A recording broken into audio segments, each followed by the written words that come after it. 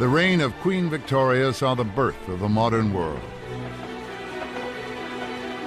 Steam was the genie of the modern age, and it was the British who let it out of the bottle. Queen Victoria ruled in a century of revolution, turbulence that cost other European monarchs their thrones. It began in southern Italy and spread rapidly across the continent of Europe. Armed mobs exploded into the streets. The revolution would eventually topple the thrones of France, Russia, Germany, Austria, Italy, Spain, and Turkey. The threatened revolution was drowned in a violent outbreak of English reign. The revolution had been averted, but the threat remained as strong as ever.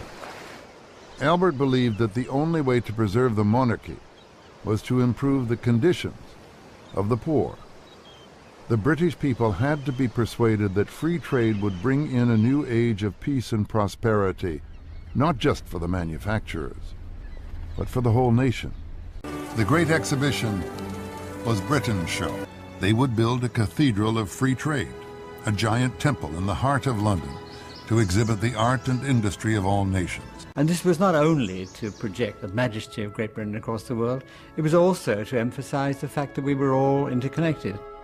In the course of Victoria's long reign, 16 million Britons would leave the mother country for a new life overseas.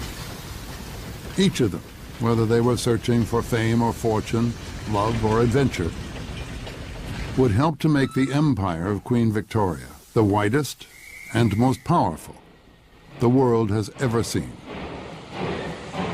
Many positive legacies of the British in India, but perhaps the greatest is the English language. It's the English language that is enabling India to go out into the world, to dominate the information technology age, the writing of software, the medical transcription, all the back office work that the world requires is becoming centered in India. And that is a direct result of an English language education. In Albert's day, his feeling of civilizing the world meant bringing trade and education and progress and better standards of living to people. It was an empire based on trade, and to sustain it, the British had acquired naval bases, coaling stations, and colonies around the globe. By the middle of the 19th century, the British had become the richest and most powerful nation in the world. They had pioneered the age of steam. They made more than half the world's industrial goods, and 3/4 of the world's trade was carried in British ships.